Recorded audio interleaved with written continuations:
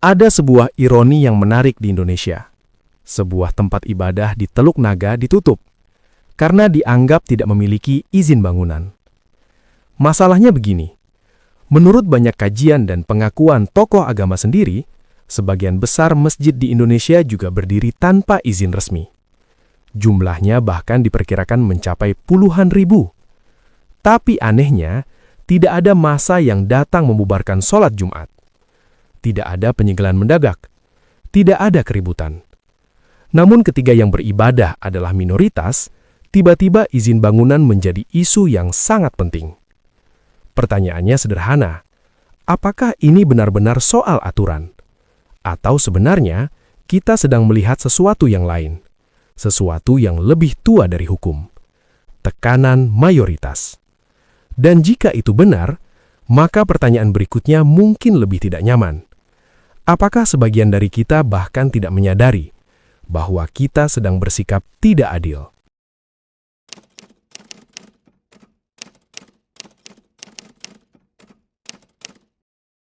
Assalamualaikum. Lagi-lagi sebagai muslim di Indonesia kita harus malu karena harus melihat saudara iman kita bertingkah seperti ini. Jujur, seperti yang saya bilang di konten-konten sebelumnya, bahwa tindakan intoleransi seperti ini akan terus-terusan berlangsung hingga 20 atau 30 tahun ke depan. Selama SKB 3 Menteri yang mengatur pendirian rumah ibadah itu masih tetap ada. Akan selalu ada orang-orang muslim yang pola berpikirnya gagal berkembang, akan memanfaatkan cacat hukum yang terdapat di SKB 3 Menteri itu. Ini akan selalu dijadikan alibi bagi orang-orang yang intoleran. Teruntuk umat Kristen di Tangerang yang yayasannya disegel oleh Satpol PP, saya sarankan antum melakukan counter attack. Coba itu pondok pesantren kiai yang mendesak untuk menyegel yayasan kalian, diinvestigasi juga. Bangunan pesantrennya memiliki IMB apa enggak? Karena 99% pondok pesantren di Indonesia enggak memiliki IMB. Dan 80% masjid dan musola di Indonesia juga enggak memiliki izin. Jadi kali aja tuh pondok pesantren dan musola dan masjid yang dimiliki oleh kiai dan santri yang demo ke yayasan antum itu bermasalah juga. Jadi fair dong, yayasan antum disegel, pondok pesantren mereka juga disegel. Siapapun yang bisa menghentikan, tolong hentikan ormas-ormas, preman-preman yang seperti itu. Karena saya sebagai orang Islam itu merasa sangat malu dan terus-terusan dipermalukan seperti ini. Sampai kapan itu orang-orang Islam dipermalukan sama orang-orang yang kayak gitu? Masa ada orang agama lain sedang berdoa, sedang beribadah, tiba-tiba digusur, dihentikan, digeruduk? Apa hak mereka? Emang mereka harus ngasih izin dulu baru semuanya boleh gitu? Sudah 80 tahun merdeka, Indonesia yang memilih Bhinneka Tunggal Ika masih mengalami pembubaran jemaat gereja pada perayaan Paskah. Dalam video yang viral di media sosial, terlihat sejumlah pria dewasa menghampiri sebuah gereja yang tengah melaksanakan ibadah Paskah. Mirisnya lagi, pembubaran tersebut didampingi aparat negara seperti Satpol PP. Bahkan setelah ibadah, Satpol PP Kabupaten Tangerang menyegel gereja dengan dalih tidak berizin. Terkait hal ini, Persekutuan Gereja-Gereja di Indonesia atau PGI mengatakan keprihatinan mendalam sekaligus mengecam tindakan penyegelan tempat ibadah saat menjalankan Paskah Jumat 3 April. Pada 3 April 2026, jemaat dari Yayasan Persekutuan Oikumene Tesalonika mengadakan ibadah di sebuah bangunan yayasan di Perumahan Mutiara Garuda, Teluk Naga. Hari itu adalah Jumat Agung, salah satu hari paling sakral dalam iman Kristen. Doa dipanjatkan, lagu pujian dilantunkan. Orang-orang duduk tenang, mencoba mencari kedamaian. Semua berjalan seperti ibadah pada umumnya. Tempatnya sederhana, bukan gereja besar, bukan bangunan megah, hanya sebuah tempat yang mereka gunakan untuk berkumpul dan berdoa. Ibadah berlangsung seperti biasa, tenang, damai. Tapi setelah ibadah selesai, situasinya berubah. Sekelompok massa datang ke lokasi, sebagian warga. Ada tokoh agama, ada juga santri. Tuntutannya cuma satu, bangunan itu harus disegel. Alasannya, bangunan tersebut dianggap belum memiliki persetujuan bangunan gedung, atau istilah resminya PBG.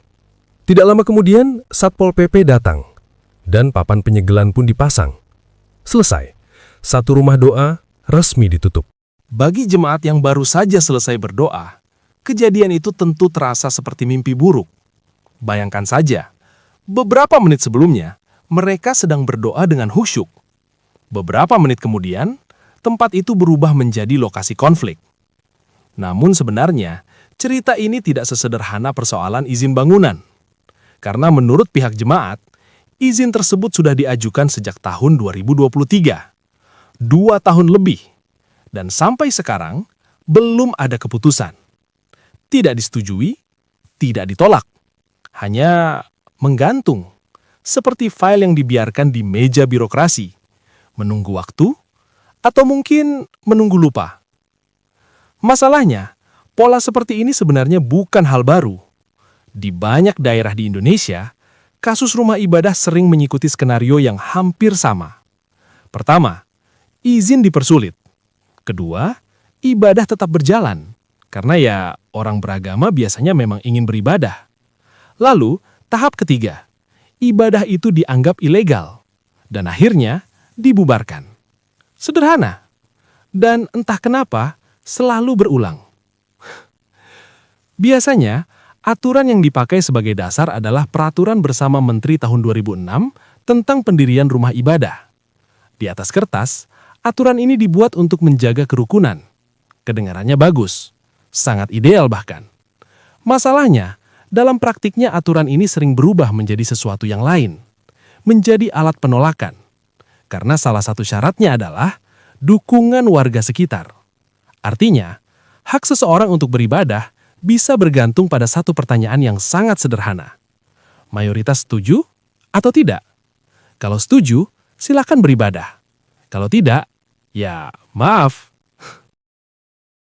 Yang menarik, kritik paling keras terhadap kejadian ini justru datang dari sebagian umat Muslim sendiri. Beberapa influencer Muslim mengatakan sesuatu yang cukup jujur.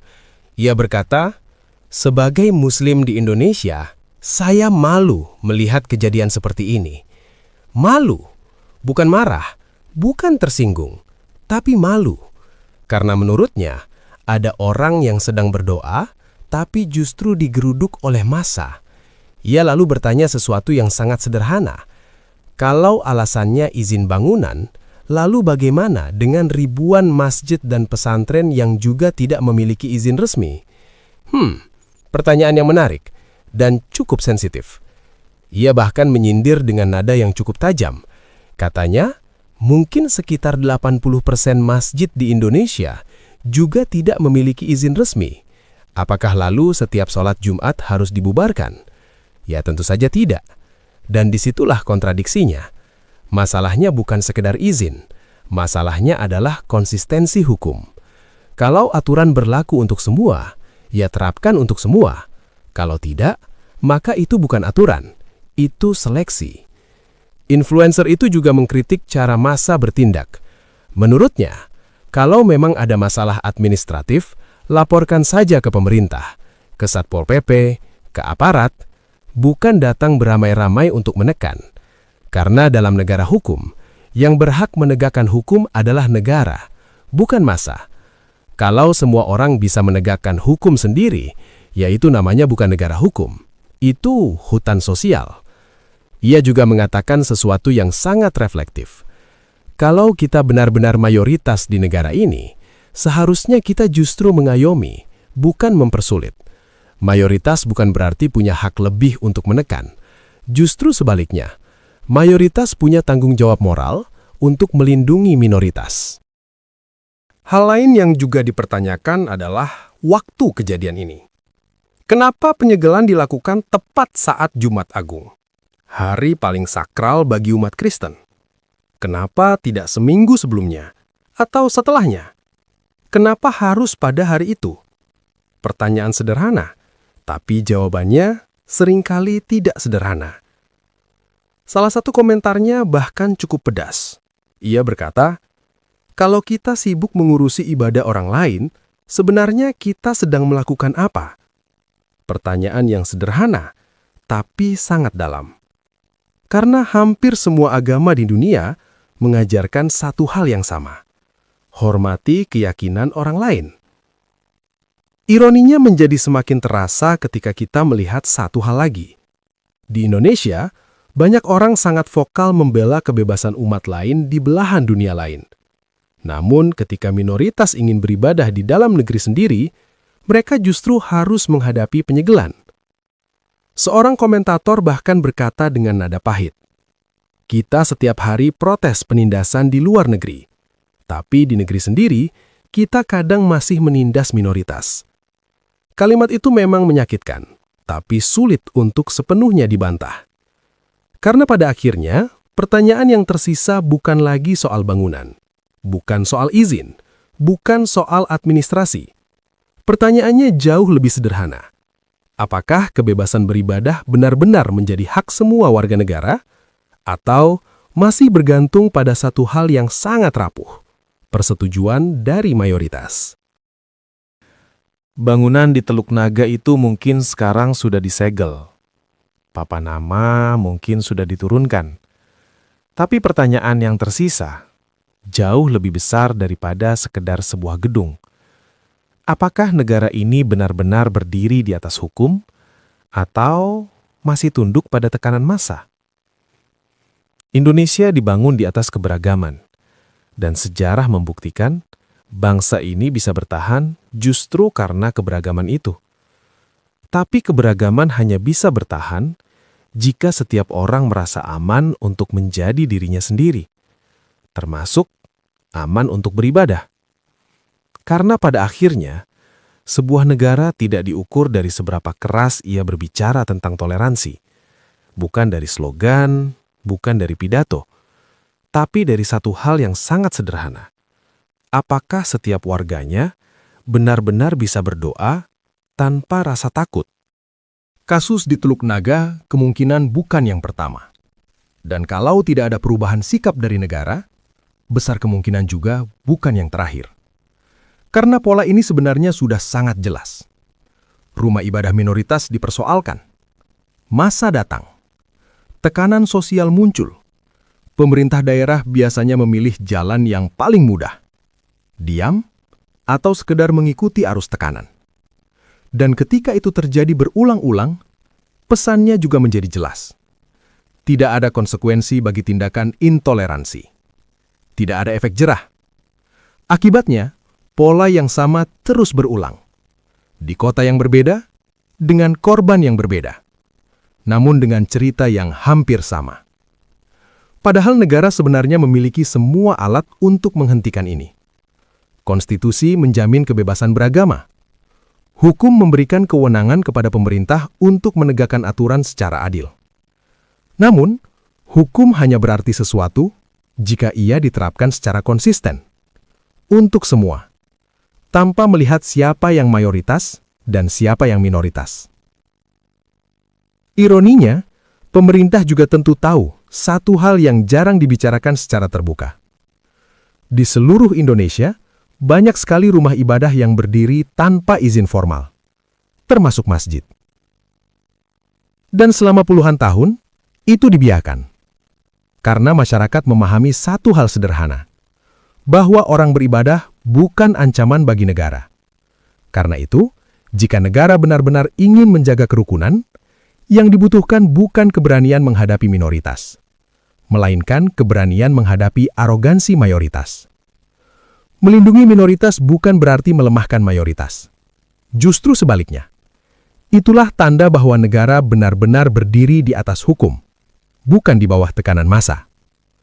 Karena pada akhirnya, sebuah negara tidak diuji ketika semuanya berjalan damai. Sebuah negara diuji ketika mayoritas memiliki kekuatan untuk menekan. Dan negara harus memutuskan satu hal. Apakah ia akan membiarkan itu terjadi, atau berdiri di sisi hukum?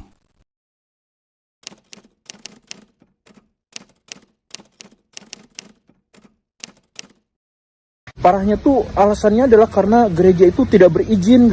Ya karena nggak diizinkan. Dan kalau ngomongin soal izin ya, 80% masjid di Indonesia itu tidak berizin. Apakah lalu kalau ada yang Jumatan, kalau ada yang sholat maghrib berjamaah itu dibubarkan gitu? Dan setelah mereka melakukan itu, demi toleransi, gak usah disebarluaskan. Umat Kristiani, saya memohon maaf atas kelakuan segelintir saudara muslim yang belum tercerahkan dan berlaku arogan. Mereka datang membawa massa melakukan penolakan dan pada akhirnya gedung yang digunakan untuk melaksanakan Jumat Agung itu disegel oleh Satpol PP. Kenapa mereka datang pada momen sakral gitu loh, Jumat Agung? Kenapa gak datang seminggu sebelumnya atau setelahnya gitu loh? Kemudian mereka beralasan karena gedung tersebut itu belum memiliki izin dan lain sebagainya. Kalau kita mau adil, berapa masjid dan pesantren yang belum memiliki izin? Kenapa gak digeruduk juga gitu loh? Jangan jadikan alasan mayoritas itu sebagai keadilan dan lain sebagainya. Dan kenapa mereka datang beramai-ramai? Kenapa gak datang ke Satpol PP aja gitu? Karena Satpol PP itu yang punya hak dan biarkan Satpol PP yang bertindak gitu loh. Jangan dibalik, mereka datang dulu kemudian Satpol PP baru datang. Kita sama-sama bersaudara, janganlah main hakim sendiri. Lihat video ini saya malu sebagai umat Islam. Ya, kenapa loh? Kenapa? Dan bapaknya itu waktu diwawancara berbicara keadilan yang seperti apa? Alasannya dibubarkan karena gedung tersebut tidak memiliki IMB, tidak punya izin pembangunan. Dan selain itu mereka tuh nggak punya gedung, mereka mengadakan ibadah Jumat Agung di gedung yayasan tersebut. Apa salahnya gitu? Orang kita mengadakan pengajian di mana aja boleh kok. Ya. Selain itu juga ya, kalau memang berbicara keadilan, yang adil itu kalian yang mayoritas, jika ada saudara kita minoritas kesulitan mendirikan bangunan karena dipersulit izinnya, ya kita membantu, katanya kita rahmatan lil alamin, yang benar ya kita membantu supaya mereka dipermudah dalam beribadah, bukan malah kalian habis sholat Jumat rame-rame bubarin, mereka nyegel, Satpol PP-nya ikut, nalar dalam beragamanya nggak ada.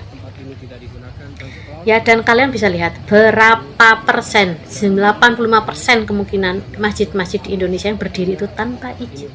Ini hanya saya capture judul berita dari DMI, Dewan Masjid Indonesia. Banyak sekali, ribuan, ratusan ribu masjid berdiri di Indonesia tanpa izin. Tetapi bebas berdiri. Kenapa? Karena kita mayoritas. Iya, karena kita mayoritas jadi kita bebas. Malulah seharusnya kita tuh kalau mayoritas tuh mengayomi. Ini habis sholat Jumat loh, habis sholat Jumat, habis beribadah, habis menghadap Allah, terus keluar berperilaku destruktif. Kayak gimana gitu? Aduh, saya benar-benar nggak ngerti ya. Orang luar melihat Indonesia itu toleransinya tinggi, nggak tahu di dalamnya banyak sekali intoleransi. Orang mau mendirikan rumah ibadah, mau beribadah susah. Padahal ini hari raya mereka loh, ini Jumat Agung Paskah ini hari raya mereka. Saya ini lihat kejadian kemarin tuh sebagai bangsa saya juga malu, terutama Pak, saya sebagai seorang muslim sangat malu saya mengklaim muslim. Kalau lihat perilaku umat Islam saat ini Nabi seperti dilempar kotoran nih, dipertontonkan oleh umat yang brutal. Apa? Sampai menghancurkan barang orang, sampai salib dirusak. Sekarang dampaknya dari kejadian itu apa? Orang melecehkan Nabi Muhammad di mana-mana. Islam dipandang jelek. Gak usah non muslimnya, umat Islam sendiri kadang-kadang melihat kok begini nih agama. Lah, kejadian ini bukan sekali dua kali, 3 bulan yang lalu di Arcaman. Itu di aula, dikerupukin juga, ada polisi di situ, dihentikan. Lah, ini kalau terus-terus begini, akhirnya ada pembenaran. Tujuan hukum itu Pak, membuat orang jeda untuk berlaku kriminal kan. Jadi ini perlu disikapin dengan tegas, apapun yang terjadi di situ. Dan saya lihatlah kepada bangsa Indonesia, kita ini sama-sama keluarga negara Indonesia. Ini negeri bukan negeri agama, bukan milik satu agama. Kita harus toleransi lah. Jangan sampai ada besok orang Islam tinggal di Papua, dia merasa minoritas. Begitupun juga, jangan sampai ada orang non-muslim di Sukabumi atau di sentra-sentra Islam, dia merasa bukan WNI. Ini kan sudah rusak ini tatanan negeri ini kalau terus didiamkan. Kalau kamu suka video Ruang Refleksi seperti ini, jangan lupa subscribe dan nyalakan notifikasinya. Sampai jumpa di video berikutnya, di mana kita terus belajar, bukan untuk merasa diri benar, tapi untuk jadi manusia yang lebih sadar.